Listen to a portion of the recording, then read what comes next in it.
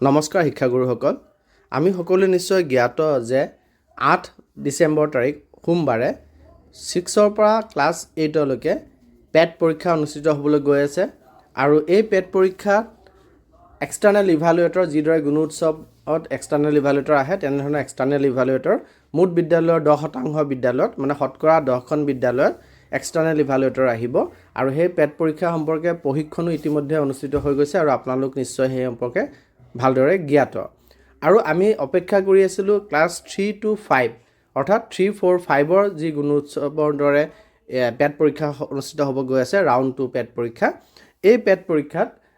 কেতিয়া অনুষ্ঠিত হ'ব আৰু কেনেকৈ অনুষ্ঠিত হ'ব সেই সম্পৰ্কত আৰু এই সম্পৰ্কে এক নিৰ্দেশনা প্ৰকাশ পাইছে বহুতে কৈ আছিল যে এই পেট পৰীক্ষা ডিসেম্বৰত অনুষ্ঠিত নহ'ব জানুৱাৰী পাবগে পাৰে কিন্তু ডিসেম্বৰৰে 17 তাৰিখে এই পেট পৰীক্ষা অনুষ্ঠিত হ'ব আৰু এই নিৰ্দেশনাটোত উল্লেখ কৰিছে যে এই পেট পৰীক্ষা সকলো বিদ্যালয়ত অনুষ্ঠিত নহয় কোনখিনি বিদ্যালয়ত অনুষ্ঠিত হ'ব তাৰ কাৰণে আমি নিৰ্দেশনাটি চাওঁ আহক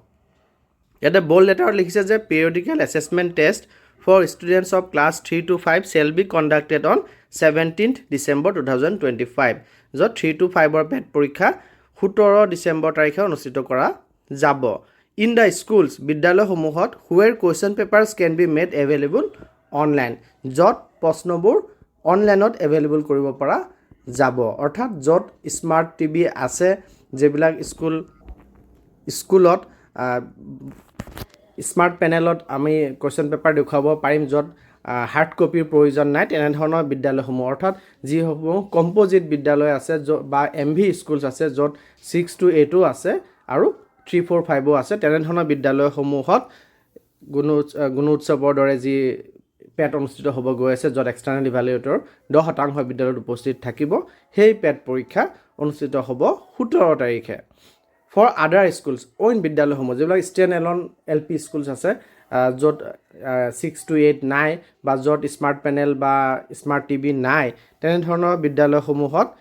the pet for students of class 3 to 5 is withheld for the time being বৰ্তমান সময়ৰ কাৰণে পেট পৰীক্ষাটো উইথহেল্ড কৰি ৰখা হৈছে Therefore, no bid for printing of question paper is to be floated till further direction. গতিকে পৰৱৰ্তী ডাইৰেকশ্যন নোপোৱালৈকে কুৱেশ্যন পেপাৰ প্ৰিণ্ট কৰা অৰ্থাৎ 3 to 5ত যেহেতু স্মাৰ্ট টিভিত বা আমি অনলাইনত কুৱেশ্যন পেপাৰ উপলব্ধ কৰাব নোৱাৰিম তেওঁলোকক হাৰ্ড কপি দিয়া কথা আছিলে প্ৰতিজন ষ্টুডেণ্টক হাৰ্ড কপি দিয়া কথা আছিলে সেই হাৰ্ড কপি প্ৰিণ্ট কৰা প্ৰচেছটি ডিষ্ট্ৰিক্ট লেভেলত হ'ব বুলি উল্লেখ কৰা আছিলে সেই ডিষ্ট্ৰিক্ট লেভেলে বৰ্তমান সময়ৰ কাৰণে তাক প্ৰিণ্ট কৰাৰ কাৰণে যাতে কোনো ব্যৱস্থা নলয় ফাৰ্ডাৰ ডাইৰেকশ্যন নোপোৱালৈকে এই কথাটো ইয়াত স্পষ্টকৈ উল্লেখ কৰিছে গতিকে আমি 6 to 8ৰ কাৰণে সোমবাৰে অৰ্থাৎ 8 ডিসেম্বৰ তাৰিখে পৰীক্ষা অনুষ্ঠিত কৰিম আৰু 3 to 5ৰ কাৰণেও যিসমূহ বিদ্যালয়ত 6 to 8ৰ পৰীক্ষা অনুষ্ঠিত হ'ব সেইসমূহ বিদ্যালয়ে 3 to 5ৰ পৰীক্ষাও 17 ডিসেম্বৰ তাৰিখে অনুষ্ঠিত কৰিব লাগিব আৰু তাতো 10% বিদ্যালয়ত ৰেণ্ডমলি 10% বিদ্যালয়ত আমাৰ এক্সটাৰ্নেল ইভালুৱেটৰ আহিব আৰু পৰীক্ষা অনুষ্ঠিত হ'ব গতিকে এই বাতৰিটো আপোনালোকক খবৰটি জনাবলগীয়া আছিলে ধন্যবাদ